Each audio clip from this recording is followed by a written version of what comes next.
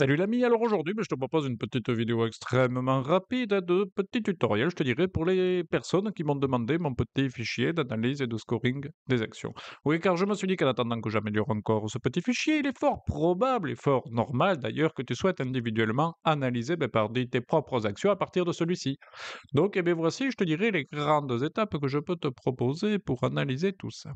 Bon, je te rappelle au passage que si jamais tu souhaites ce petit fichier, il te suffit de m'envoyer un petit mail à objectif.bientorrentier@gmail.com et je t'enverrai naturellement le bébé en retour. Et quitte à m'écrire, surtout si tu as une bonne blague à partager, hein, tu le sais, je suis preneur. Donc, eh bien, c'est parti, et sans transition, phase 1, c'est un bon début déjà, on va ouvrir le fameux fichier en question que ton humble serviteur t'a envoyé et qui doit donc s'intituler Fichier indicateur bourse V2. Phase 2, bien entendu, tu as choisi l'action que tu souhaites analyser aujourd'hui et comme par exemple, eh bien aujourd'hui, je te propose de prendre donc Ubisoft qui, je t'avouerai, dévisse un petit peu en ce moment. Donc à partir de l'onglet analyse, tu copies-colles une ligne sur une autre ligne en dessous, là tu vois, une ligne vide, et ensuite tu renommes la première colonne en colonne A, et donc ici le nom de l'action, donc ici Ubisoft, tout simplement.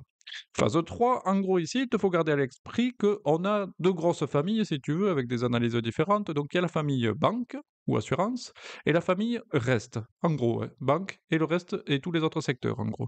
Donc là, Ubisoft, comme tu le vois, sur la fiche valeur du titre, on est sur le secteur des jouets, un secteur que j'aime bien. Et donc ici, on peut dire quand même qu'on est bien loin du secteur bancaire parti. Donc là, on va donc prendre un onglet lambda autre que la banque, tout simplement. Donc on peut prendre tout simplement, par exemple ici, Michelin, si tu veux.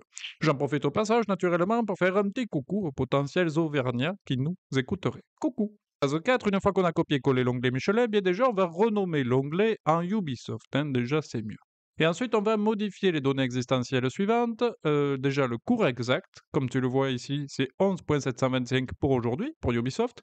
Et on va modifier également la capitalisation boursière de ce petit que tu vas pouvoir trouver sous l'onglet Société, puis Profil de Boursorama. Phase 5, on va ensuite sélectionner dans les chiffres clés toutes les données, tu vois, à partir du compte de résultat jusqu'au bout du chiffre d'affaires là-bas en bas. Et on va le copier-coller sous notre fichier magique. Je te rappelle les deux touches magiques. CTRL-C de ton clavier pour le copier, CTRL-V pour le coller. Ça, c'est formidable. Phase 6, là déjà, je t'avouerai qu'on est pas mal, puisqu'une grosse majorité de nos petits indicateurs ont été tout simplement calculés. Et donc, pour finir, très bientôt, on va aller chercher le dernier véritable cash flow par action qui est contenu, lui, dans l'onglet Consensus, un petit peu plus bas là-bas. Phase 7, et afin de finir correctement et faire ça véritablement propre, mon ami, mais on va tout simplement copier-coller, je te dirais, le descriptif du groupe à partir de l'onglet Société et le copier sous notre petit fichier Excel, naturellement, sous l'onglet Analyse. Ça sera pas mal. On va également renommer le secteur de Boursorama, donc on a vu ensemble, c'était les jouets, et le secteur JIX, comme on l'appelle. Le secteur JIX, si tu as un petit doute, tu peux cliquer du coup sur la fiche valeur de l'onglet Boursorama et il te montrera le secteur JIX dont il fait partie. Phase 8, ensuite, il ne nous reste plus qu'à visualiser le scoring afin de voir si notre petite action valide ou non nos 6 indicateurs à minima sur 8. Là, c'est pas mal. Et phase 9, en complément, tu peux compléter si tu le souhaites. Hein. Bon, en général, je le fais si tu veux si le score est au moins de 6 indicateurs validés sur 8.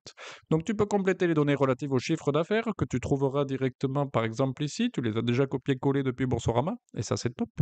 Et par contre, si tu veux mettre le détail des versements de dividendes, là, tu seras obligé d'aller sur d'autres sites, puisque sur Boursorama, il n'y a que le dernier en vigueur. Et cela te permettra ainsi de visualiser nos 3 indicateurs complémentaires qui, je te rappelle, hein, c'est important, demeurent seulement complémentaires. C'est petit. Le plus important, c'est les 8 précédents.